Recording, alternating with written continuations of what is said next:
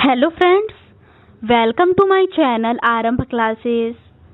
आज के इस वीडियो में हम लोग यूपी सुपर टेट का जो सिलेबस जारी किया गया है उसके अकॉर्डिंग क्वेश्चंस का डिस्कशन आपके साथ करेंगे। इस बुक में यूपी सुपर टेट के सिलेबस के अकॉर्डिंग ही क्वेश्चंस दिए हुए हैं। यूपी सुपर टेट के सिलेबस में लैंग्वेज हिंदी, इंग्लिश और संस्कृत के इन टॉपिक से कुल 40 मार्क्स के क्वेश्चंस आएंगे। साइंस के इन टॉपिक से रिलेटेड कुल 10 नंबर के क्वेश्चंस आएंगे। मैथ्स के इन टॉपिक से रिलेटेड कुल 20 मार्क्स के क्वेश्चंस आएंगे। पर्यावरण एवं सामाजिक अध्ययन के इन टॉपिक से रिलेटेड कुल 10 नंबर के क्वेश्चंस आएंगे। शिक्षण कौशल के इन सभी टॉपिक से रिलेटेड कुल 10 नंबर के क्वेश्चंस आएंगे। बाल मनोविज्ञान से इन टॉपिक से रिलेटेड कुल 10 मार्क्स के क्वेश्चंस आएंगे। सामान्य ज्ञान और करंट अफेयर्स के इन सभी टॉपिक से रिलेटेड कुल 30 मार्क्स के क्वेश्चन आएंगे। रीजनिंग के इन सभी टॉपिक से रिलेटेड कुल 5 मार्क्स के क्वेश्चंस आएंगे। सूचना तकनीकी के इन टॉपिक से रिलेटेड कुल 5 मार्क्स के क्वेश्चंस आएंगे। जीवन कौशल प्रबंधन एवं अभिवृत्ति के इन सभी टॉपिक से कुल 10 मार्क्स के क्वेश्चंस आएंगे। आज के इस वीडियो में हम लोग जीवन कौशल प्रबंधन एवं अभिवृत्ति के रिमेनिंग क्वेश्चंस का डिस्कशन आपके साथ करेंगे। आगे के प्रश्न दंड एवं पुरस्कार व्यवस्था का प्रभावी प्रयोग से रिलेटेड है।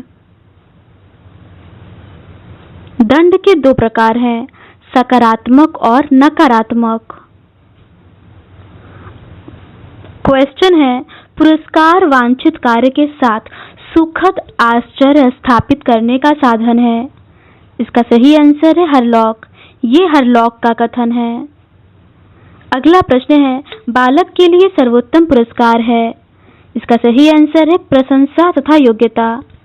अगला प्रश्न है, पुरस्कार प्रदान करने के उद्देश्य हैं। इसका सही आंसर है अच्छे कार्य के लिए प्रेरित करना, स्वस्थ प्रतिस्पर्धा उत्पन्न करना, कार्यों के प्रति रुचि उत्पन्न करना। अगला प्रश्न है, सीखने में पुरस्कार का योगदान है। इसका सही आंसर है प्रबल प्रेरक के रूप में। पुरस्कार के लाभ हैं अन्य बच्चों के लिए प्रेरणा, अच्छे व अन्य विद्यार्थियों के लिए प्रेरणा, वांछनीय व्यवहार का पुनर्बलन, अच्छे प्रदर्शन के लिए प्रेरणा और प्रदर्शन में सुधार। पुरस्कार से हानियां हैं पक्षपात की संभावना, अनैतिक साधनों का प्रयोग, ईर्ष्या का विकास, अधिगम में स्वाभाविक प्रेरणा की कमी और कलाकार प्रतियोगिता का विकास। अगला प्रश्न है, पुरस्कार का लाभ है। इसका सही आंसर है स्वस्थ प्रतिस्पर्धा का विकास करना। अगला प्रश्न है, पुरस्कार देते समय ध्यान रखने योग्य आवश्यक बात है। इसका सही आंसर है पक्षपात नहीं होना चाहिए। अगला प्रश्न है, पुरस्कार है। इसका सही आंसर है बाह्य साधन। अगला प्रश्न है, पुरस्कार सहायक होती है। इसका सही आंसर है पुनर्बलन में। अगला प्रश्न है, पुरस्कार का अभिप्रेरणा में स्थान है। इसका सही आंसर है व्यवहार को अग्रसर करने के लिए। अगला प्रश्न है, बालक के व्यवहार को पुनर्बलन मिलता है। इसका सही आंसर है पुरस्कार से। अगला प्रश्न है, नवीन व्यवहार अर्जन के लिए प्रेरक है। इसका सही आंसर है पुरस्कार। अगला प्रश्न है, पुरस्कृत होने पर व्यवहार प्रतिमान की बारंबारता बढ़ जाती है।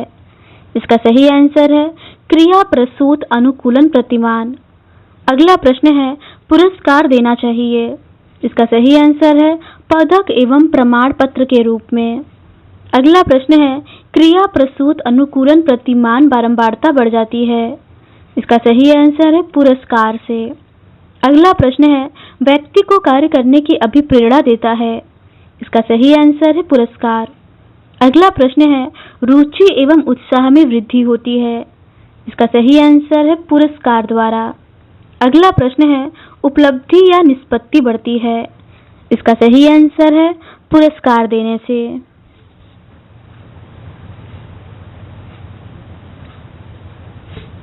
अगला प्रश्न है थार्नडाइक के नियम है। इसका सही आंसर है 3। ये नियम है तैयारी का नियम, अभ्यास का नियम और प्रभाव का नियम। अगला प्रश्न है सीखने में तैयारी का नियम संबंधित है। इसका सही आंसर है पुरस्कार से। अगला प्रश्न है पुरस्कार देने से प्रबल होता है। इसका सही आंसर है अभ्यास का नियम। अगला प्रश्न है प्रभाव का नियम सीखने में सहायक है। इसका सही आंसर है पुरस्कार के द्वारा। अगला प्रश्न है पुरस्कार है। इसका सही आंसर है प्रेरणा प्रदान करने का साधन। अगला प्रश्न है पुरस्कार से बढ़ाया जा सकता है। इसका सही आंसर है बालक में कार्य करने की क्षमता को। अगला प्रश्न है शक्ति पुंज चालक या प्रणेता के रूप में व्यक्ति के व्यवहार को पुनर्बलित करता है। इसका सही आंसर है पुरस्कार। अगला प्रश्न है अच्छे कार्यों की पुनरावृत्ति होती है। इसका सही आंसर है पुरस्कार देकर। अगला प्रश्न है पुरस्कार साधन है। इसका सही आंसर है व्यवहार परिमार्जन का। अगला प्रश्न है पुरस्कार का साधन है। इसका सही आंसर है प्रशंसा, पदक या उपाधि। अगला प्रश्न है अभिक्रमित अनुदेशन प्रभावी होता है। इसका सही आंसर है पुरस्कार द्वारा। अगला प्रश्न है अभिक्रमित अनुदेशन के प्रतिपादक हैं। इसका सही आंसर है स्किनर।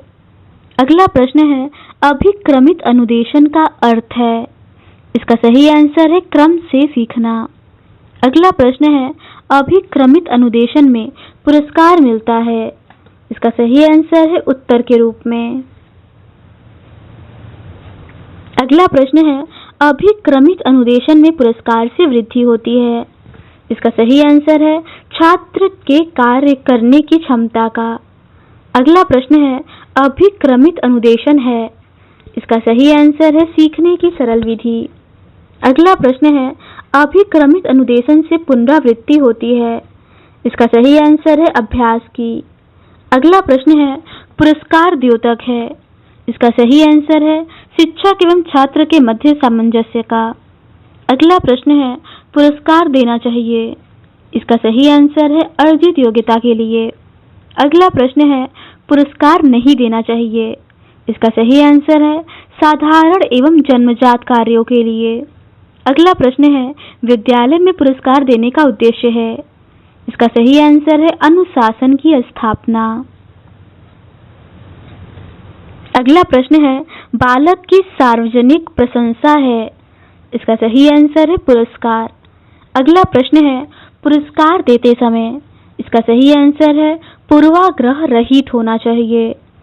अगला प्रश्न है दंड एक साधन है जिसके द्वारा अवांछनीय कार्य के साथ दुखद भावना को संबंधित करके उसको दूर करने का प्रयास किया जाता है। यह कथन है। इसका सही आंसर है थॉमसन महोदय का। अगला प्रश्न है दंड के उद्देश्य हैं। इसका सही आंसर है प्रतिरोधात्मक उद्देश्य, सुधारात्मक उद्देश्य, परिणाम का बोध कराने का उद्देश्य। अगला प्रश्न है सुधारात्मक उद्देश्य क्या है। इसका सही आंसर है अवांछनीय कार्य में सुधार करना। अगला प्रश्न है प्रतिरोधात्मक उद्देश्य क्या है। इसका सही आंसर है अवांछनीय कार्य को रोकना। अगला प्रश्न है परिणाम का बोध कराने का संबंध है। इसका सही आंसर है दंड से। अगला प्रश्न है प्रतिशोधात्मक उद्देश्य किसका है। इसका सही आंसर है दंड का। अगला प्रश्न है सीखने में दंड का स्थान है। इसका सही आंसर है त्रुटियों में सुधार करना। अगला प्रश्न है बुरी आदतों से बचाव होता है। इसका सही आंसर है दंड के माध्यम से। अगला प्रश्न है दंड माध्यम है। इसका सही आंसर है सीखने के प्रति जागरूक बनाना। अगला प्रश्न है दंड का सर्वोत्तम उद्देश्य है। इसका सही आंसर है सुधारात्मक उद्देश्य। अगला प्रश्न है दंड देना चाहिए। इसका सही आंसर है अपराध के अनुरूप। अगला प्रश्न है, दंड के समय अध्यापक को रहना चाहिए। इसका सही आंसर है गंभीर मुद्रा में। अगला प्रश्न है, बालक को नहीं देना चाहिए। इसका सही आंसर है कठोर और दंडात्मक दंड। अगला प्रश्न है, दंड एक प्रकार की सामाजिक निंदा है और इसमें आवश्यक नहीं है कि पीड़ा या कष्ट सम्मिलित हो। यह कथन है। इसका सही आंसर है सेथना महोदय का। अगला प्रश्न है, वर्तमान परिवेश में दंड है। इसका सही आंसर है सुधारात्मक विधान। अगला प्रश्न है, दंड से लाभ है। इसका सही आंसर है त्रुटियों में सुधार, बुरी आदतें छुड़ाने में सहायक, अनुशासन स्थापना में सहायक। अगला प्रश्न है, दंड से हानियां हैं। इसका सही आंसर है प्रतिशोध की भावना का विकास, व्यवहार पर विपरीत प्रभाव पड़ना और संवेगात्मक असंतुलन। अगला प्रश्न है, दंड देने से विकसित होता है। इसका सही आंसर है प्रतिशोध की भावना। अगला प्रश्न है, दंड का बालक पर प्रभाव पड़ता है। इसका सही आंसर है व्यवहार पर विपरीत प्रभाव। अगला प्रश्न है, दंड देने से बिगड़ता है। इसका सही आंसर है संवेगात्मक संतुलन।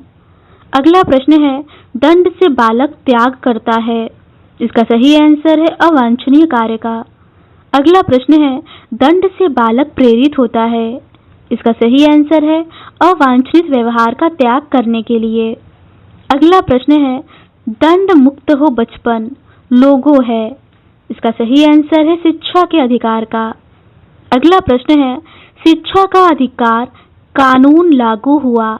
इसका सही आंसर है 1 अप्रैल 2010 को।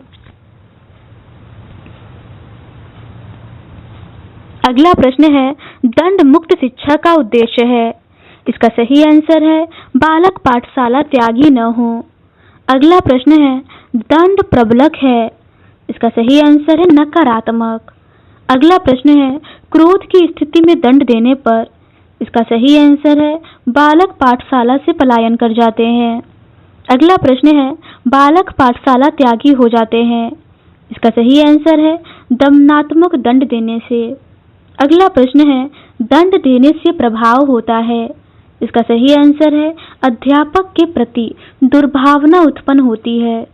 अगला प्रश्न है, परिणाम अस्थायी होता है। इसका सही आंसर है कठोर दंड देने से। अगला प्रश्न है, बालक के दंड ग्रहण करने से। इसका सही आंसर है बालक का उद्देश्य समाप्त हो जाता है। अगला प्रश्न है, दंड आवश्यक है। इसका सही आंसर है बालक के प्रगति में। अगला प्रश्न है, अपराध को रोका जा सकता है। इसका सही आंसर है दंड के माध्यम से। अगला प्रश्न है, किशोर अपराध की उम्र है। इसका सही आंसर है 7 से 17 वर्ष। अगला प्रश्न है, 7 से 17 वर्ष तक किशोर में। इसका सही आंसर है अपराध करने की संभावना अधिक रहती है। अगला प्रश्न है, दंड से। इसका सही आंसर है बालक अप्रिय अनुभूति को जोड़ता है। अगला प्रश्न है, विद्यालय में अनुशासन बनाए रखने के लिए आवश्यक है। इसका सही आंसर है दंड। अगला प्रश्न है, पुरस्कार एवं दंड में समानता है। इसका सही आंसर है दोनों का एक उद्देश्य होना। अगला प्रश्न है, दंड है। इसका सही आंसर है बाह्य प्रेरक। अगला प्रश्न है, अपराध के कारक हैं। इसका सही आंसर है संवेगात्मक असंतुलन। अगला प्रश्न है, बाल अपराध रोकने का उपाय। इसका सही आंसर है किशोर गृह में रखना। अगला प्रश्न है, व्यक्तिगत परिवार कारक हैं। इसका सही आंसर है अपराध बढ़ाने में। अगला प्रश्न है, बालक पर सर्वाधिक प्रभाव होता है। इसका सही आंसर है माता पिता का।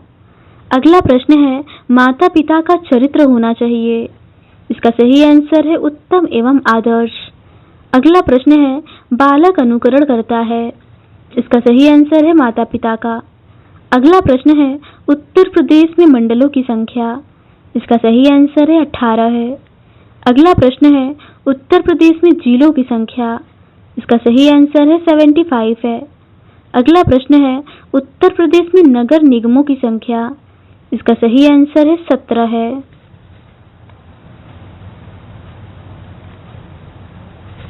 अगला प्रश्न है, विद्यालय संगठन के मूलभूत सिद्धांत हैं। इसका सही आंसर है लोच का सिद्धांत, लोकतंत्री सिद्धांत, उपलब्ध साधनों के अधिकतम उपयोग का सिद्धांत। अगला प्रश्न है, विद्यालय संगठन का उद्देश्य है। इसका सही आंसर है बालकों का सर्वांगीण विकास करना। अगला प्रश्न है, विद्यालय प्रशासन के कार्य को बांटा जाता है। इसका सही आंसर है प्रशासकीय कार्य, नीति निर्धारण संबंधी कार्य। अगला प्रश्न है, प्रधानाध्यापक का प्रशासनिक दायित्व है। इसका सही आंसर है प्रबंध समिति से अच्छे संबंध कायम करना। अगला प्रश्न है, विद्यालय का प्रधानाध्यापक होता है। इसका सही आंसर है विद्यालय का नेता और समाज का नेता। अगला प्रश्न है, प्रधानाध्यापक का कार्य है। इसका सही आंसर है नियोजन, शिक्षण कार्य और अनुशासन की स्थापना। अगला प्रश्न है, प्रधानाध्यापक के परिनिरीक्षण कार्य में शामिल है। इसका सही आंसर है शिक्षण कार्य का परीक्षण, कार्यालय का निरीक्षण, मूल्यांकन। अगला प्रश्न है, प्रधानाध्यापक के गुण है। इसका सही आंसर है नेतृत्व की क्षमता, व्यवहार कुशल। अगला प्रश्न है, प्रधानाध्यापक में गुण होने चाहिए। इसका सही आंसर है व्यक्तिगत गुण, व्यावसायिक गुण और प्रशासकीय गुण। अगला प्रश्न है, अध्यापक राष्ट्र और भाग्य निर्णायक होता है, यह कथन है। इसका सही आंसर है हुमायूं कबीर का। अगला प्रश्न है, शिक्षा के व्यावसायिक गुणों में शामिल है। इसका सही आंसर है व्यावसायिक प्रशिक्षण, व्यावसायिक निष्ठा। अगला प्रश्न है, शिक्षक की जवाबदेही पर बल दिया है। इसका सही आंसर है राष्ट्रीय शिक्षा नीति 1986 ने। अगला प्रश्न है, छात्रों के वर्गीकरण के आधार हैं। इसका सही आंसर है मानसिक आयु, रुचि, कालानुसार आयु। अगला प्रश्न है, उन्नति के भेद हैं। इसका सही आंसर है वार्षिक उन्नति, त्रैमासिक और परीक्षण उन्नति। अगला प्रश्न है, भवन योजनाओं को विभक्त किया जाता है। इसका सही आंसर है 2 प्रकार में। अगला प्रश्न है, स्कूल योजनाओं में निम्न आकार की योजनाएं आती हैं। इसका सही आंसर है ई व एच आकार की, आई व टी आकार की, यू, वाई व एल आकार की। अगला प्रश्न है, बंद योजनाओं में आकार की योजनाएं आती हैं। इसका सही आंसर है ठोस, आयताकार और शून्य आयताकार। अगला प्रश्न है, विद्यालय की स्थिति स्थान पर होनी चाहिए। इसका सही आंसर है ऐसा स्थान जहाँ की जलवायु व भूमि न तो अधिक शुष्क हो और न ही अधिक नम। अगला प्रश्न है, ऋणात्मक स्थिति में कुर्सी की स्थिति होती है। इसका सही आंसर है डेस्क के नीचे घुसी हुई। अगला प्रश्न है, कुर्सी की सीट की गहराई होनी चाहिए। इसका सही आंसर है 3/8 इंच। अगला प्रश्न है, कक्षा में सीटों की व्यवस्था की जा सकती है।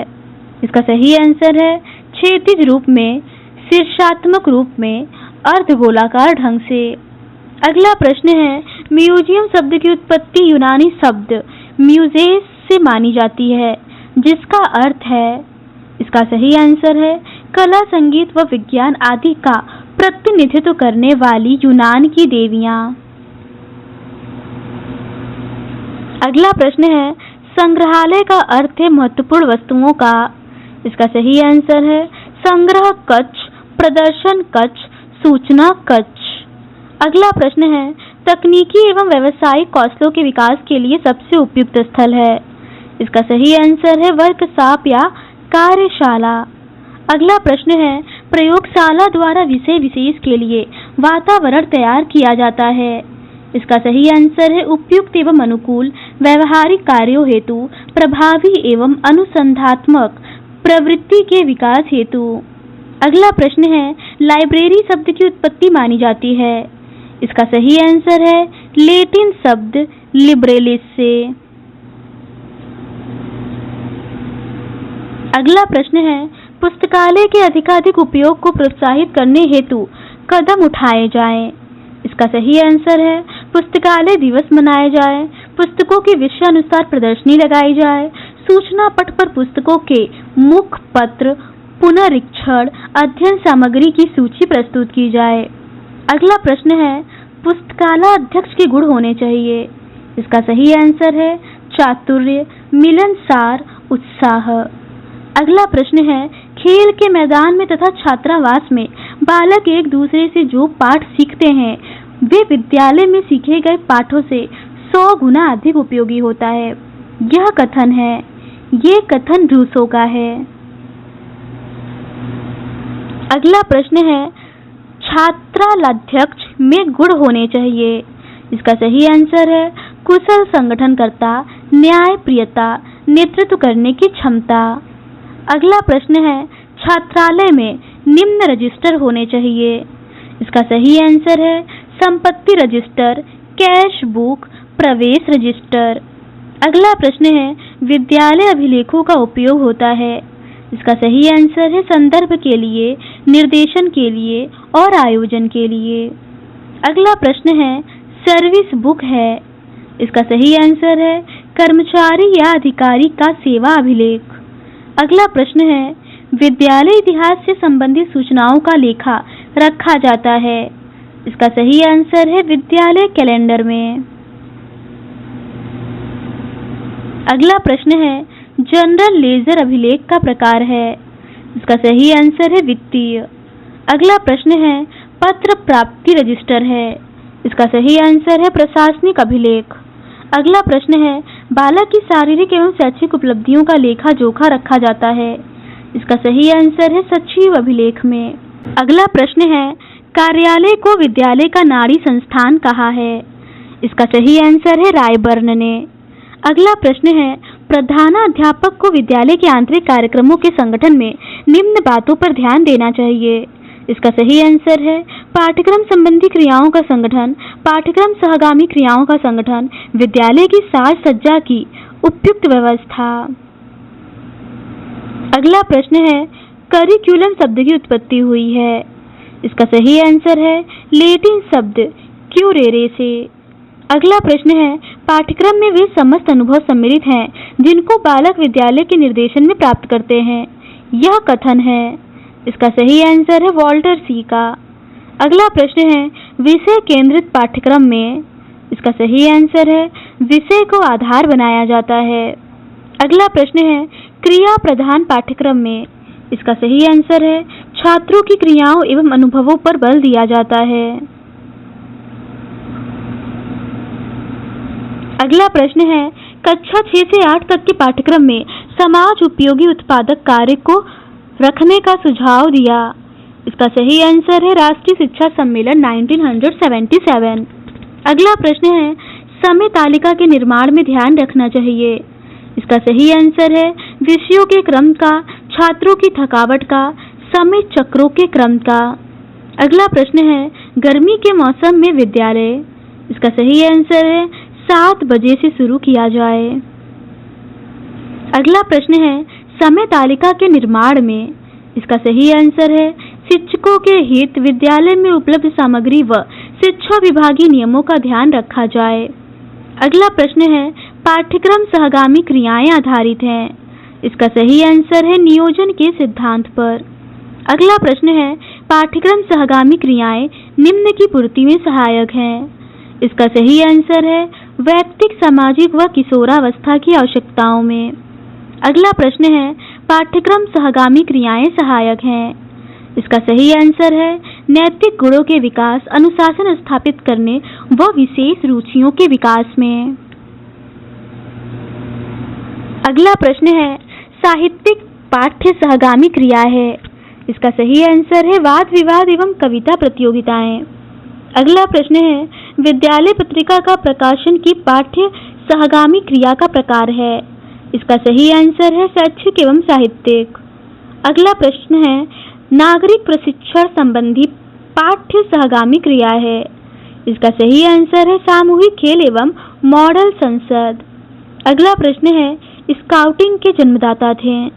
इसका सही आंसर है सर रॉबर्ट वेडन पावेल। अगला प्रश्न है, भारत में स्काउटिंग को अपनाया गया। इसका सही आंसर है 1911 में।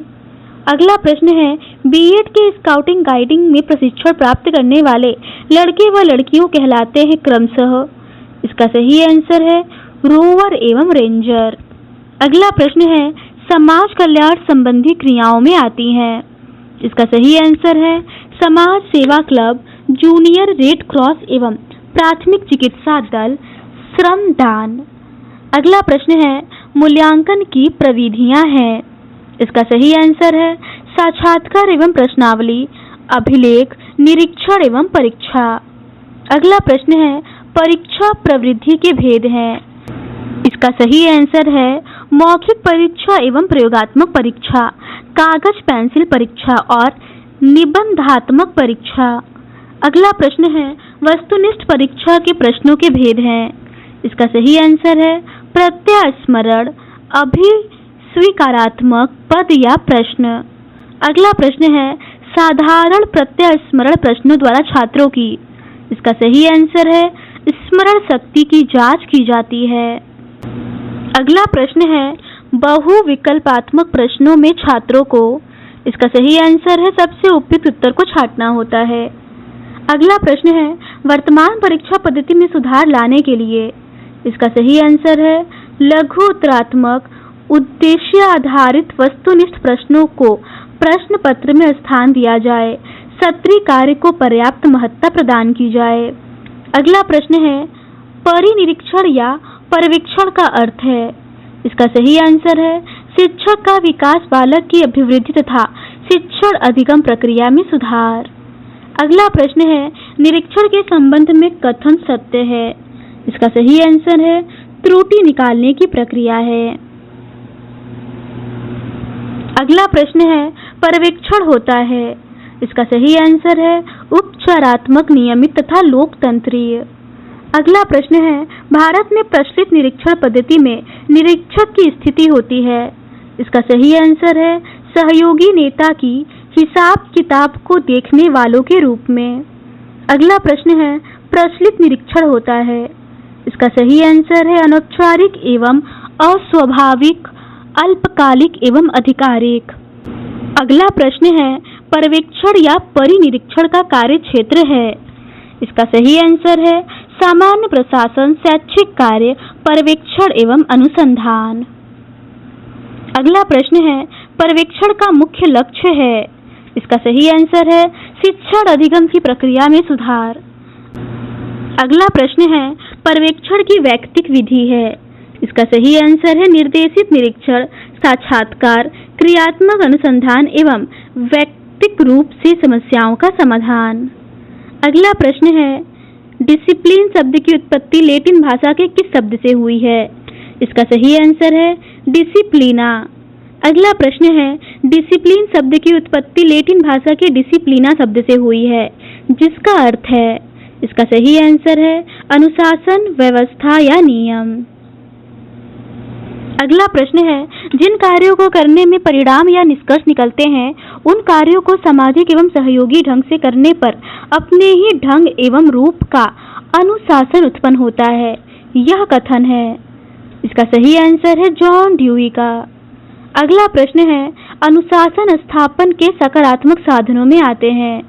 इसका सही आंसर है उपयुक्त पाठ्यक्रम, सहगामी क्रियाओं, नैतिक शिक्षा की व्यवस्था, पुरस्कार। अगला प्रश्न है, अनुशासन स्थापन के नकारात्मक साधनों में आते हैं। इसका सही आंसर है डांट, फटकार, आर्थिक दंड एवं शारीरिक दंड। अगला प्रश्न है, डंडा छूटा बालक बिगड़ा के आधार पर अनुशासन अवधारणा को जन्म मिला। इसका सही आंसर है दमनात्मक अनुशासन। अगला प्रश्न है, अनुशासन की आधुनिक अवधारणा के समर्थक हैं। इसका सही आंसर है जॉन ड्यूई, रूसो, पेस्टोलॉजी। अगला प्रश्न है, प्रकृतिवादी विचारक अनुशासन के दृष्टिकोण का प्रतिपादन करते हैं। इसका सही आंसर है दमनात्मक।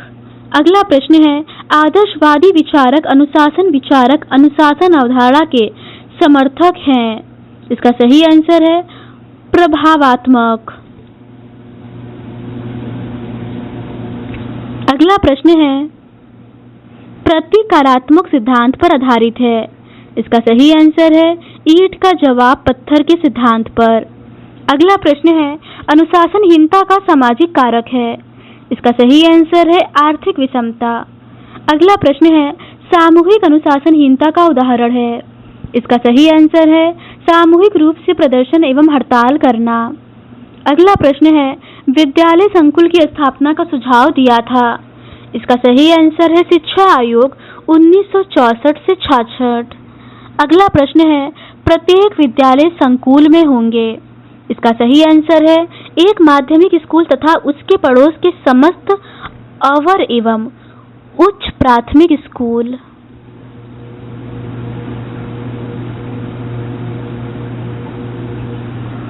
अगला प्रश्न है, शैक्षिक संकुल में सम्मिलित होंगे।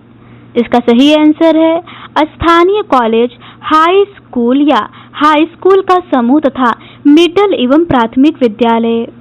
अगला प्रश्न है, संस्थागत योजना हो सकती है। इसका सही आंसर है दीर्घकालिक या अल्पकालिक। अगला प्रश्न है, संस्थागत नियोजन होना चाहिए। इसका सही आंसर है आवश्यकता आधारित, उद्देश्योन्मुख और नमनीय। अगला प्रश्न है, अमेरिका में बोस्टन वोकेशन ब्यूरो की स्थापना हुई। इसका सही आंसर है 1908 में। अगला प्रश्न है, निर्देशन की आवश्यकता महसूस किए जाने का कारण है। इसका सही आंसर है छात्र संख्या में वृद्धि, पाठ्यक्रम की विविधता, बहुउद्देशीय विद्यालयों की स्थापना। अगला प्रश्न है, निर्देशन है। इसका सही आंसर है व्यक्तिगत सहायता। अगला प्रश्न है, सुसंगठित रूप से निर्देशन का संबंध है। इसका सही आंसर है संकटों या कठिन क्षणों से। अगला प्रश्न है, बेरोजगारी की समस्या ने निर्देशन की मांग उत्पन्न की। इसका सही आंसर है व्यावसायिक निर्देशन की। अगला प्रश्न है, शैक्षिक निर्देशन संबंधित है। इसका सही आंसर है विद्यालय पाठ्यक्रम के चुनाव से, पाठ्यक्रम सहगामी क्रियाओं तथा शैक्षिक कार्यक्रम से। अगला प्रश्न है, व्यावसायिक निर्देशन संबंधित है। इसका सही आंसर है व्यवसाय का चयन, चुने हुए व्यवसाय के लिए व्यक्ति को तैयार करना, व्यवसाय में उपयुक्त स्थिति प्राप्त करने से। अगला प्रश्न है, चारित्रिक निर्देशन संबंधित है। इसका सही आंसर है नैतिक भाव के विकास से। अगला प्रश्न है, निर्देशन प्रक्रिया का प्रथम पद है। इसका सही आंसर है व्यक्ति से संबंधित समस्त सूचनाएं जानना।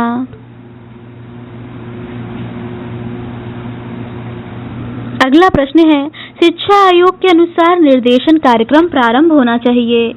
इसका सही आंसर है प्राथमिक स्तर से। अगला प्रश्न है, बालक को मंत्रणा दी जा सकती है। इसका सही आंसर है व्यक्तिगत या सामूहिक। अगला प्रश्न है, निर्देशन कार्यक्रम के संगठन का प्रथम पद है। इसका सही आंसर है उत्तरदायित्व विभाजन। अगला प्रश्न है, विद्यालय एक समाज होगा परंतु वह बृहद समाज के अंदर एक छोटा समाज होगा, यह कथन है। इसका सही आंसर है माध्यमिक शिक्षा आयोग का। अगला प्रश्न है, विद्यालय एक सामाजिक संस्था है, यह कथन है। इसका सही आंसर है जॉन ड्यूई का। अगला प्रश्न है, विद्यालय गतिशील सामुदायिक केंद्र है जो चारों ओर जीवन और शक्ति का संचार करता है, यह कथन है। इसका सही आंसर है जॉन ड्यूई का। अगला प्रश्न है, समुदाय एक प्राथमिक समूह है जिसमें जीवन के अनेक कार्य समूह में ही एक दूसरे के सहयोग से किए जाते हैं, यह कथन है। इसका सही आंसर है ब्राउनेल का। अगला प्रश्न है, समुदाय के प्रमुख साधन है। इसका सही आंसर है प्रशासकीय एवं सामाजिक संस्थाएं, औद्योगिक केंद्र, ऐतिहासिक स्थान। अगला प्रश्न है, समुदाय को विद्यालय के निकट लाया जा सकता है। इसका सही आंसर है मेलों, उत्सवों आदि का मनाना, समुदाय के सदस्यों को आमंत्रित करना, विद्यालय में सामुदायिक जीवन की विभिन्न क्रियाओं का संगठन। अगला प्रश्न है, विद्यालय को समुदाय के निकट लाया जा सकता है। इसका सही आंसर है सामाजिक सर्वेक्षण, क्लबों के संगठन, समाज सेवा सप्ताहों के आयोजन व क्षेत्र पर्यटनों द्वारा। अगला प्रश्न है, घर वह स्थान है जहाँ। इसका सही आंसर है बालक का लालन पालन किया जाता है, बालक को स्नेह मिलता है, बालक को प्राथमिक शिक्षा प्राप्त होती है। अगला प्रश्न है विद्यालय घर का सहयोग प्राप्त करता है। इसका सही आंसर है शिक्षक अभिभावक संघ की स्थापना करके अभिभावकों को छात्रों के संबंध में आवश्यक सूचना देकर। अगला प्रश्न है संघ भावना के विकास के लिए आवश्यक है। इसका सही आंसर है विद्यालय असेंबली का होना, भवन प्रणाली विद्यालय की यूनिफॉर्म। अगला प्रश्न है विद्यालय के जीवन को संतुष्ट बनाने के प्रमुख कारक हैं। इसका सही आंसर है शिक्षकों के परस्पर सहयोगी संबंध, विद्यालय की सामान्य चारित्रिक भावना, आदर्श वाक्य, झंडा, विद्यालय गान एवं विशिष्ट चिन्ह।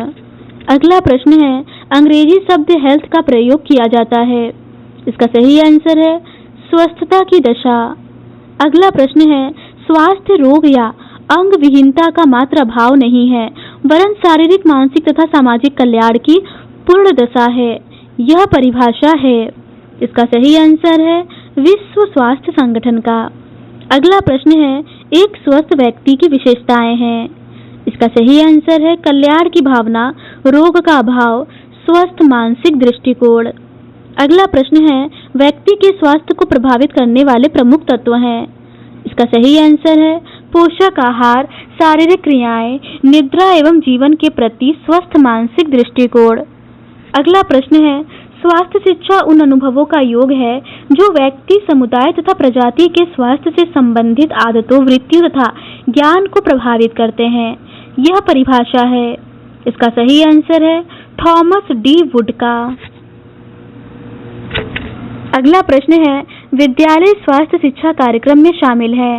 इसका सही आंसर है स्वास्थ्य सेवाएं, विद्यालय का स्वस्थ पर्यावरण, स्वास्थ्य संबंधी शिक्षा। अगला प्रश्न है शारीरिक शिक्षा का अर्थ है। इसका सही आंसर है शरीर निर्माण, स्वास्थ्य की उन्नति। अगला प्रश्न है शारीरिक शिक्षा के कार्यक्रम में शामिल है। इसका सही आंसर है शारीरिक व्यायाम, खेलकूद, लय पूर्ण क्रियाएं।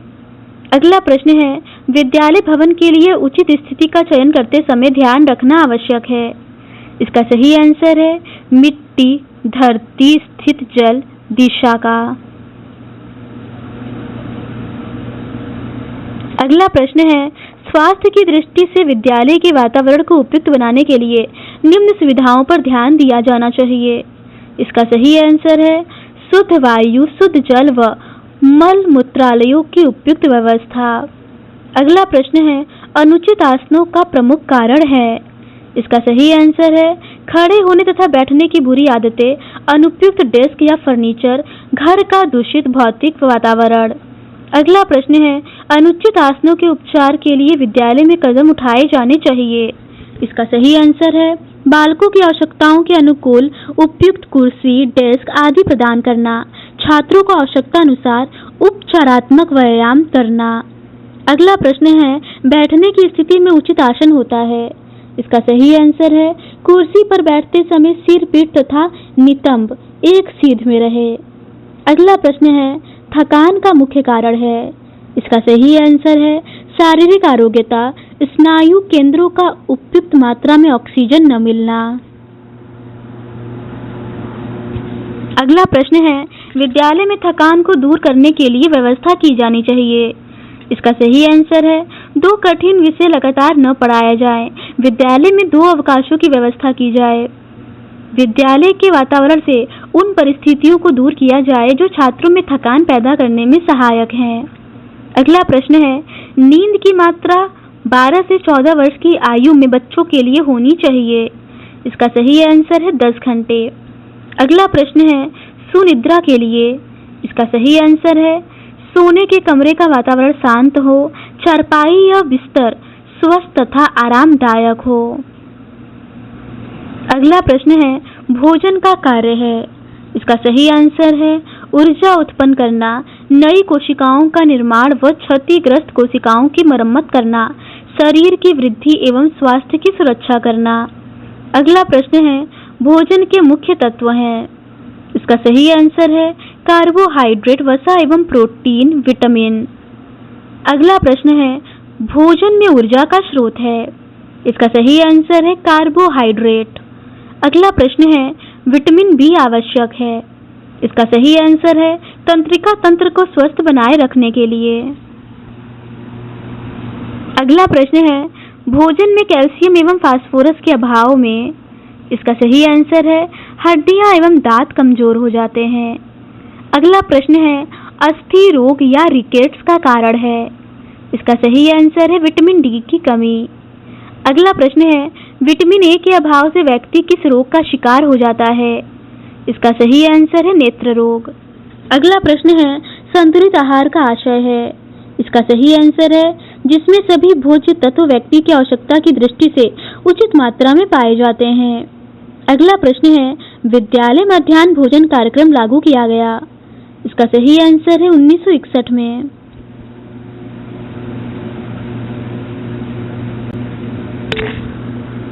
तो आज के इस वीडियो में बस इतना ही। इस सीरीज के नेक्स्ट पार्ट में हम लोग जीवन कौशल एवं शिक्षण कौशल के महत्वपूर्ण तथ्यों का डिस्कशन आपके साथ करेंगे। अगर आपको ये सीरीज पसंद आती है तो please do subscribe to my channel and like this video. Thank you.